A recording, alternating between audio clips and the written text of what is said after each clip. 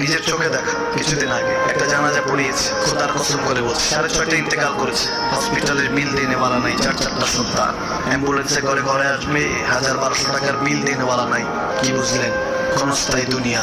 মুমিনের কম থাকলেও আমি বলি, কেউ যদি এসে বলে একটু দোয়া করে, খুব পেরেশানিতে আছি, আমি তার হাত চুমু খেয়ে বলি তোমাকে মোবারকবাদ, আল্লাহ তোমাকে ভালোবাসে। পেরেশানি তো মালিক দেয়, এই জন্য এটা রহমত মুমিনের জন্য। পেরেশানি দেয় যখন ফেরেশতারা বলে আল্লাহ চাইতেছে টাকা পয়সা চাইতেছে, বলে এটা কি? বলে ফাসিক, দে বিদায় কর। তার চাওয়া যে বিরক্ত লাগে, বিদায় কর, কি লাগে দে। মুমিন যখন চাইতে থাকে আল্লাহ আমাকে কিছু লাগে, যখন একটু করে চায় আমার মাটাকে সুস্থ করে দাও, বাবাটাকে আল্লাহ আমার স্ত্রীকে আমাকে একটু তৌফিক দাও, চাইতে থাকে মুমিন। আল্লাহ বলে যখন ফেরেশতারা দেখে মুমিন চাচ্ছে, দেরি করতে পারে না, তাড়াতাড়ি খাজানা নিয়ে দিতে নেবে, আল্লাহ বলে ডাকোস না, এত তাড়াহুড়া কিসে? তার চাওয়ার মধ্যে তো প্রেম আছে, একটু চাইতে দেস না। থাকুক না মুমিন আর একটু পেরেশান, থাকুক না, থাকতে দেস না।